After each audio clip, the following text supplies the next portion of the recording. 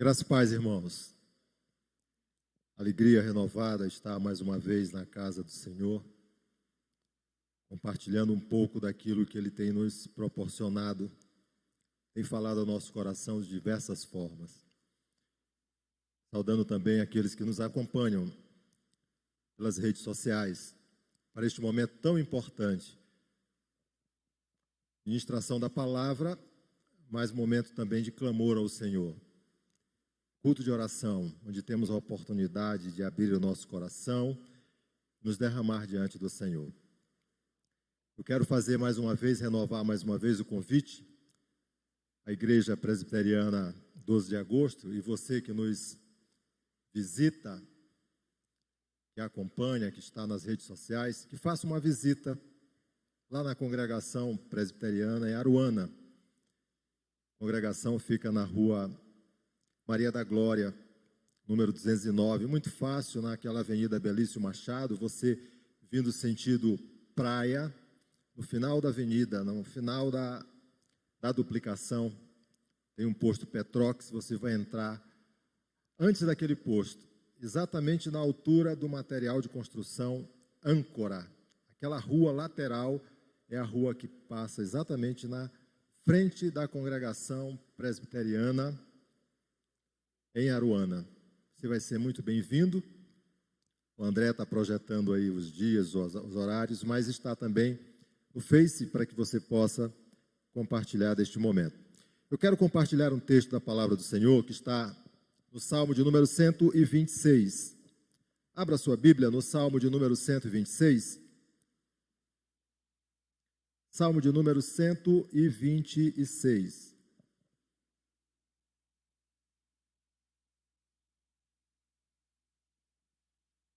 A palavra do Senhor nos fala assim: quando o Senhor restaurou a sorte de Sião, ficamos como quem sonha. Então a nossa boca se encheu de riso e a nossa língua de júbilo. Então entre as nações se dizia: grandes coisas o Senhor tem feito por eles. Com efeito, grandes coisas fez o Senhor por nós. Por isso estamos alegres. Restaura, Senhor, a nossa sorte como as torrentes no Neguebe. Os que com lágrimas semeiam, com júbilo ceifarão. Quem sai andando e chorando enquanto semeia, voltará com júbilo, trazendo os seus feixes. Louvado seja o nome do Senhor. Vamos orar. Bondoso Deus e Pai, nós exaltamos e bendizemos o Teu nome, pois Tu és o Deus da nossa vida, Tu és o Deus da nossa salvação. Agora, Senhor Deus, quando nos colocamos diante de Ti, como igreja Tua, como povo Teu, rogamos a direção do Teu Santo Espírito para este momento tão especial. Fala ao nosso coração, Senhor Deus, que possamos sair edificados através da Tua palavra, cheios do Espírito Santo, para cumprir aquilo para o qual o Senhor tem nos chamado, pregar, exaltar e bendizer o Teu nome. Assim oramos em nome do Senhor Jesus. Amém. O pastor J. Stephen Yulee, pastor da comunidade da Graça, no Texas, nos Estados Unidos, publicou há um tempo atrás um livro, muito interessante, que trata o livro Saudades de Casa, falando sobre os salmos de romagem, do 120 até o 134, onde o Salmo 126 é um deles. E dentro deste livro tem uma ilustração que eu quero trazer aqui para esta parte introdutória da mensagem, que nos faz, assim, pensar um pouco da alegria que, de fato, nós, às vezes, falamos que temos e que demonstramos, mas que deve ser coadunada de acordo com os princípios fundamentais da palavra. O pastor J. Stephen estava fazendo uma série de conferências em cidades ali dos Estados Unidos, em várias cidades. E em uma delas, cidade de Chicago, ele foi recebido por um casal jovem, promissor, empresários, bem-sucedidos e que tinham uma atuação muito forte na igreja.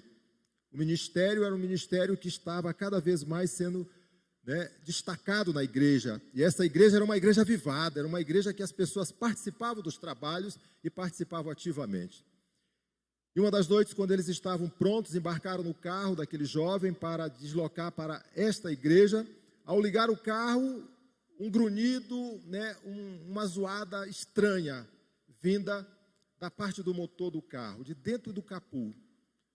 O motorista rapidamente desembarca, abre o capô e, para surpresa dele, aquele gato de estimação daquele casal, aquele gato criado como se filho fosse, com muito carinho, com muita atenção, com muito zelo, tinha perdido uma boa parte do pelo, porque ele estava dentro ali, se aquecendo ali na parte de baixo do capô.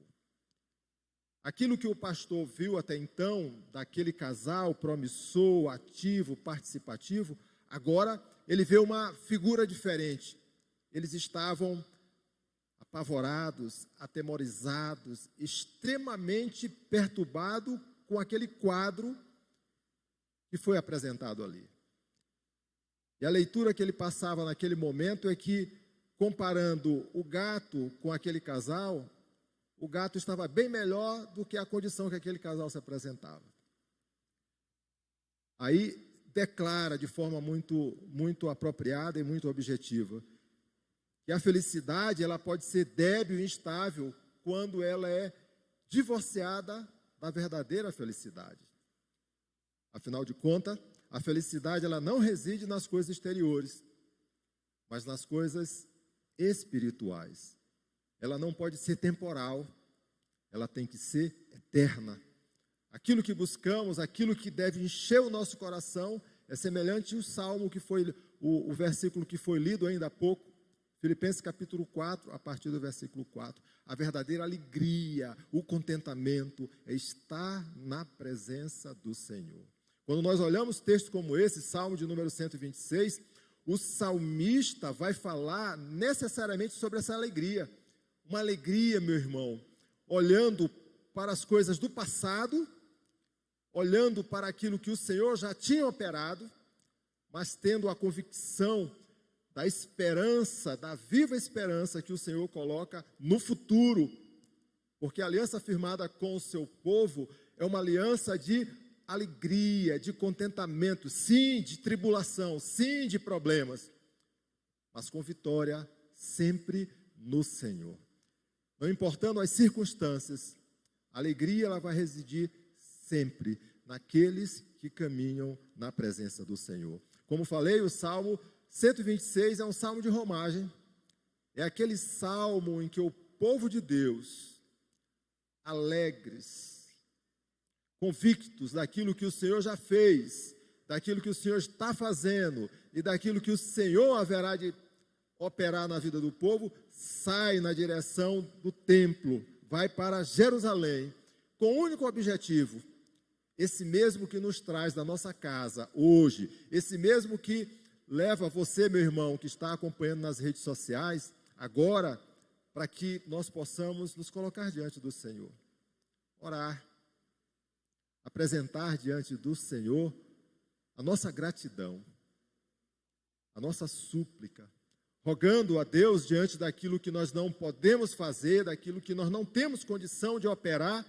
que Ele venha e faça, que Ele opere, pois Ele fala ao nosso coração que estará conosco todos os dias até a consumação dos séculos. Esta é a confiança que o salmista tem agora e nos fala através do Salmo 126. O salmista aqui, este povo, eles vão olhar com olhos de fé e vislumbram que, de fato, a verdadeira felicidade, ela não vai ser proveniente de ações temporais e materiais, mas das realidades eternas e espirituais. E é diante deste quadro, meu irmão, que eu quero tratar esta noite com a Igreja do Senhor, com a Igreja Presbiteriana 12 de agosto, com os irmãos que nos acompanham, sobre a eterna alegria. Como reconhecemos essa condição de eterna alegria? Quando nós olhamos para o texto que se divide em duas partes, essa eterna alegria, ela vai se caracterizar do versículo 1 ao versículo 3, numa condição bem clara, no confronto, na gratidão pela restauração passada. O salmista olha aquilo que aconteceu e se alegra, pois o Senhor já operou na vida dele e na vida do seu povo. Mas o salmista vai olhar no segundo momento e vai ver uma condição muito clara, e a condição muito clara é que ao tempo em que ele olha para o passado, agora ele olha para o futuro, e vê no futuro a antecipação da restauração, que o Senhor já está processando, pois ele firmou uma aliança com o seu povo. E o Senhor cumpre, meu irmão, os seus propósitos. Este projeto que tem início, meio e fim, que pertence a Deus, ele sempre alcança o seu propósito. Assim, primeira lição que o texto nos traz: como reconhecemos esta condição de eterna alegria? Nós reconhecemos na gratidão da restauração passada. E o autor do Salmo, com poesia hebraica, ele nos fala assim: quando o Senhor restaurou a sorte de Sião. Aqui poderia ser o escriba Esdras, celebrando assim o retorno do remanescente da Babilônia. Agora este povo que foi apresentado pelos profetas, que passariam 70 anos sobre o cativeiro de um povo duro, de um povo cruel, de um povo babilônico, após 70 anos eles haveriam de retornar. E aqui poderia ser Esdras falando e afirmando que esta operação não foi unicamente operada por Ciro quando ele era imperador, quando ele governava essa grande nação persa. Humanamente falando, nós poderíamos ter esta convicção: foi ele que assinou o edito, foi ele que determinou para que este povo pudesse retornar, não somente a Jerusalém, mas à sua cultura normal, ao convívio diário, à adoração ao Deus verdadeiro. Mas a operação se deu no plano espiritual, não foi do homem, foi do Senhor. Não foi no âmbito terreno, não foi no âmbito material, mas foi no âmbito sobrenatural. É isto que o texto nos fala quando esses servos do Senhor olham para o passado. Quando o Senhor restaurou a sorte de Sião, eles ficaram admirados, e é isso que o texto nos fala: ficamos como quem sonha. A libertação de Deus foi algo tremendo, foi algo bom, eles não esperavam, foi sobrenatural. Eles não tinham força, eles não tinham estratégia, eles não tinham ânimo, mas o Senhor operou naquilo que haveria de acontecer. Foi surpreendente.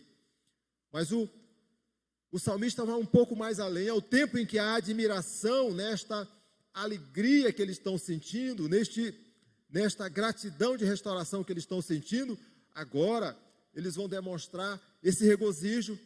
E o versículo de número 2 fala exatamente isso: então a nossa boca se encheu de riso e a nossa língua de júbilo. Então entre as nações se dizia: grandes coisas o Senhor tem feito por eles. Como é bom nós olharmos para as manifestações do Senhor, sentir, portanto, o mover de Deus no nosso coração e expressarmos com alegria, com contentamento, ainda que possamos estar passando por um momento de dificuldade, mas o coração está jubiloso, porque nós sabemos que quem está operando aquilo ali não é outro senão o próprio Deus. E Ele quer bem a todos aqueles que o buscam. Ele ouve as nossas orações quando nós rogamos pelo seu nome, pois a palavra nos fala exatamente desta forma, que nós devemos buscar, nós devemos clamar, e o Senhor, que conhece ao nosso coração, que sonda de fato a nossa vida, Ele sabe aquilo que é melhor para cada um de nós. Então a nossa boca se encheu de riso e a nossa língua de júbilo. A manifestação é muito clara. Este povo estava escravizado, aprisionado. Eles saem de uma condição de trevas para a luz, de morte para a vida. humanamente falando, eles não tinham mais nenhuma condição de operar nada em favor daquilo que eles tanto desejavam. Quando nós olhamos manifestações como essa, nós lembramos assim dos apóstolos do Senhor Jesus. Nós lembramos assim de uma manifestação de Pedro, Atos capítulo 12, dos versículos 7 a versículo 9. Ali Pedro está preso.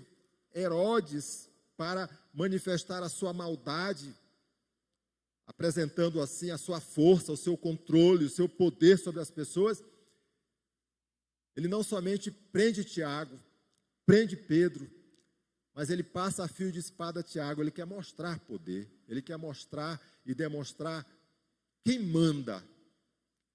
Pedro está preso, está sob quatro escoltas de guarda, está acorrentado nas pernas, é colocado num local onde não tinha a menor possibilidade dele ser liberado por conta de uma possibilidade de fuga sob o ponto de vista humano. Mas a igreja do Senhor, meu irmão, estava reunida, clamando pelo seu servo, orando, levantando uma voz de oração ao Senhor que mudasse, que modificasse, que anulasse aquela ação do inimigo. E o texto nos fala, Atos capítulo 12, versículo 7 a versículo 9. Eis, porém, que sobreveio o anjo do Senhor, e uma luz iluminou a prisão, e tocando ele o lado de Pedro, o despertou, dizendo, levanta-te depressa. Então as cadeias caíram-lhe das mãos. Então, saindo, o seguia, não sabendo que era real o que se fazia por meio do anjo.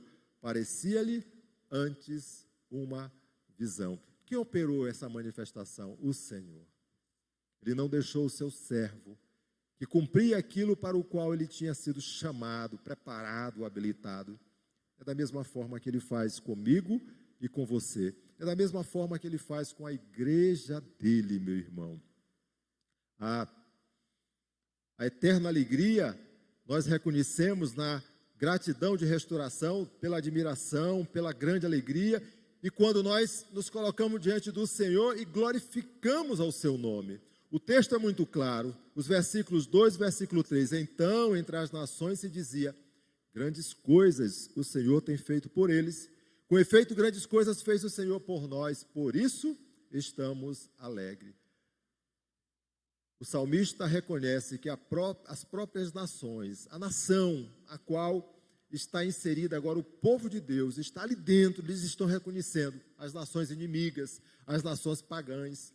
Quem está operando aquela obra, quem está na direção daquele processo, quem de fato é o comandante de todo aquele cenário, é o Senhor. Deus é que está operando. Não foi Ciro que decretou o edito, não foi Ciro que determinou o retorno do povo de Deus para ajudar, mas foi a operação do Senhor. A força sobrenatural, a determinação do alto, a manifestação miraculosa do próprio Deus. Assim, ao tempo em que a eterna alegria nós reconhecemos na gratidão pela restauração passada, o salmista está olhando para o passado e se alegra com isso, e se contenta com isso. Pois Deus, Ele operou maravilhas. Agora, Ele se coloca para o futuro. Ele observa de forma muito clara a antecipação da restauração futura. E quando nós olhamos manifestações como essa, nós lembramos de onde nós estamos vindo, a estrutura de fato que nós temos. Nós somos frutos do pecado original. Mas Deus, por graça e misericórdia, Ele manda o seu Filho Jesus Cristo, nosso único e suficiente Salvador, para que todo aquele que nele crê não pereça, mas tenha vida eterna. João capítulo 3, versículo 16, nos fala isso.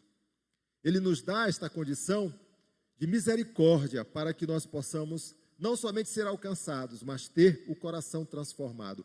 Essa é a antecipação da restauração divina a qual o salmista está tratando aqui neste momento. O versículo de número 4 nos fala assim, restaura, Senhor, a nossa sorte, como as torrentes do Neguebe. Esse restaurar a sorte, meu irmão, não é essa sorte na linguagem popular. O salmista não está tratando disso aqui. Não é uma sorte ocasional. Não é uma sorte assim do destino. A sorte que está sendo tratada aqui é favor de Deus, é graça de Deus, é bondade de Deus. E ela não é por acaso, ela vem no tempo certo, para a pessoa certa, para o momento apropriado. Por isso a razão de nós estarmos na igreja do Senhor e nos colocarmos diante do Senhor em oração. Já que, usando deste meio de graça, instruído pelo próprio Deus, pelo próprio Senhor Jesus Cristo, nós temos assim a oportunidade de falar ao Pai, na direção do Filho, dirigido pelo Espírito Santo, para que o nosso coração, que está manifestando aquilo que sentimos e que o Senhor sabe, possa ser agora externado mais uma vez. O Neguebe, meu irmão, é uma região desértica lá no sul de Israel. É local de sequidão, de aridez, local onde não há vida. Mas o texto nos fala de forma muito clara, e o salmista apresenta isto, que há restauração. A restauração é semelhante àquilo que acontece no Neguebe. Em determinados momentos do ano, períodos sazonais, aquela região árida, sem vida, morta, recebe chuvas torrenciais. E onde havia sequidão, aridez, agora há água em abundância. Água em abundância, água que traz vida, água que muda a estrutura e que enche essas pessoas de alegria. Essa é a restauração que o salmista está clamando ao Senhor. A figura de restauração de Deus, ela será como esse rio se precipitando em terra árida. Mas ele não somente fala dessa restauração como o Hades, lá no Neguebe.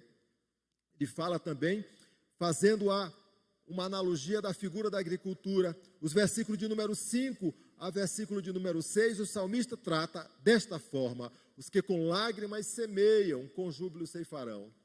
Quem sai andando e chorando, enquanto semeia, voltará com júbilo trazendo os seus feixes. A figura tratada aqui, por analogia, é a figura do agricultor. Esse agricultor que separa as sementes e ele vai semear, como o texto nos fala, com lágrima, até a colheita com alegria.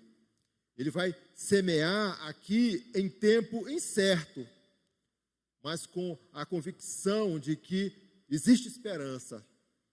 Haverá frutos, haverá ceifa. Ele haverá, portanto, de se regozijar com a produção daquilo que ele está semeando.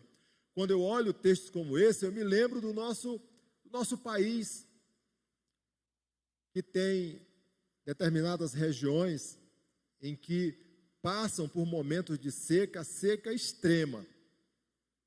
Eu lembro bem de uma cidade de Pernambuco chamada Surubim, agreste pernambucano, onde as chuvas naquela cidade são pouquíssimas, meu irmão. Esse mês, um irmão nosso que é lá de Surubim, mas está no Maranhão, ele nos falou que já choveu 2 vezes lá. 2. Pastor Josué, choveu 2 vezes lá. Às vezes não chove nenhuma lá, o ano todo. Já choveu 2. Sabe o que esses irmãos de Surubim, essas pessoas de Surubim fazem? Porque praticamente boa parte da população lá tem um pedaço de chão. No começo do ano, meu irmão, no começo do ano, janeiro, viu? Eles começam a preparar a terra. Preparando a terra, eles vão plantar o milho, eles vão plantar o feijão, eles vão fazer as suas semeaduras lá, aguardando a chuva, que eles não sabem o tempo que ela vem e na quantidade que ela vem. Sabe o que acontece? Todo ano chove um pouco. A chuva que o Senhor manda para aquela cidade, a cidade de Surubim, a Agreste de Pernambuco, é suficiente para aquela cultura, aquela semeadura acontecer. Todo ano eles colhem aquilo que eles plantam em meio àquela situação que eles vivem lá. Eles acreditam no Senhor. E o Senhor não falha com ele todos os anos. Essa é a figura aqui do agricultor. Os que com lágrimas semeiam, com júbilo ceifarão. Quem sai andando e chorando enquanto semeia, voltará com júbilo, trazendo os seus feixes. Esta é a figura que está sendo apresentada. O salmista nos coloca de forma muito clara aqui que Deus não esqueceu da restauração passada. Ele sabe aquilo que foi firmado na aliança do Senhor. Ele conhece o seu povo. Ele sabe daquilo que ele precisa. E no tempo do Senhor haverá de acontecer a fartura, a ceifa, a bonância. E este povo vai novamente em romaria, caminhando para o templo para agradecer ao Senhor. A colheita virá.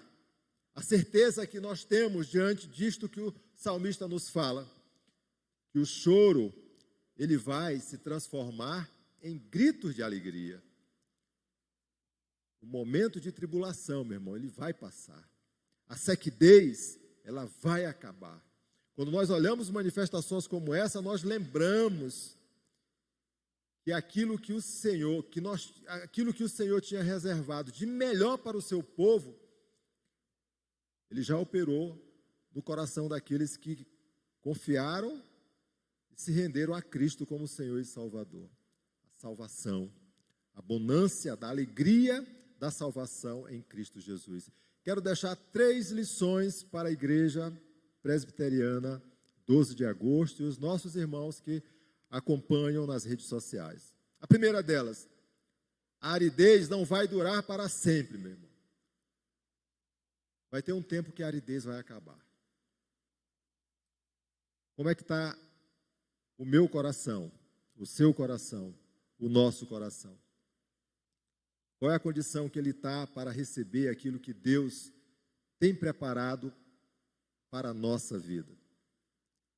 A aridez, ela não vai durar para sempre. É Deus quem decide quando acaba o tempo de seca. Ele tem o momento, a hora e a circunstância certa para operar aquilo que nós precisamos. A aridez, como segunda lição, não muda o amor do Pai por nós. Muitas das vezes as pessoas ficam até, de certa forma, entristecidas por conta de apresentarem suas petições diante do Senhor e terem, assim, a dimensão de que não estão sendo ouvidos, que por alguma razão o Senhor se esqueceu daquela pessoa. A aridez, ela jamais, em tempo algum, muda o amor do Pai por nós. Talvez a gente possa até interpretar desta forma, em decorrência de longos períodos de estiagem como sinais de desagrado de Deus por nós. Mas a palavra do Senhor nos fala que Deus é aquele que está perto de nós. É aquele que está conosco todos os dias, até a consumação dos séculos. É aquele, mesmo Deus de ontem, de hoje, e o será eternamente. Ele não sofre variação de nada, ele não muda. Esse é o nosso Deus. A aridez não muda o amor que ele tem e manifesta por cada um daqueles que buscam ao Senhor Jesus. A terceira lição: a estiagem não reprime a alegria do presente. A estiagem não pode reprimir a alegria do presente. Nós precisamos caminhar e viver em alegria na presença do Senhor.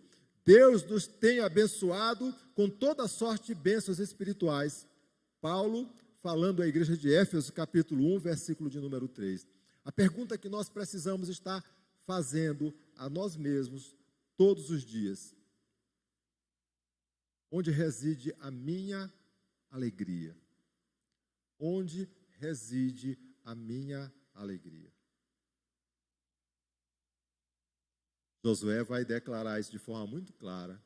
Quando aquele povo se rebela, quando aquele povo quer, portanto, se colocar contra a instrução do Senhor, ele declara: faça a sua escolha, pois eu e a minha casa serviremos ao Senhor. A alegria que contagia, que nos completa, que nos acompanha, é estar servindo ao Senhor, é estar na presença do Senhor, é estar nos derramando diante do Senhor.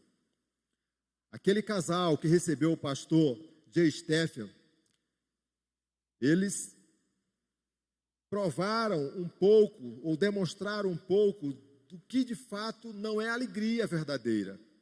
Porque a minha alegria, ela não pode ser simplesmente terrena, mas ela tem que estar atrelada, ela tem que estar vislumbrando as circunstâncias espirituais. Nós devemos buscar as bênçãos eternas e descansar sempre, sempre na presença do nosso Senhor e Salvador Jesus Cristo. Que Deus nos abençoe e nos guarde nesta caminhada de fé, com a certeza de que Ele tem sempre o melhor para os seus amados. Vamos orar. Obrigado, Senhor. Obrigado pela Tua palavra que nos fala sobre a alegria eterna de estar na presença do Senhor. Que possamos ter esta convicção clara no nosso coração e a nossa caminhada seja cada vez mais para frente, para o alto, para Cristo Jesus. Abençoa, Senhor Deus, a cada um dos Teus servos presentes aqui na Igreja Presbiteriana 12 de agosto. Cada um dos Teus servos que nos acompanham pelas redes sociais. Manifesta na vida, na família, no coração de cada um deles, a alegria, Senhor Deus, a alegria que nos contagia e que nos chama para viver na presença do Senhor e proclamar as verdades que são inefáveis e que vêm somente de Ti. Assim oramos em nome do Senhor Jesus. Amém.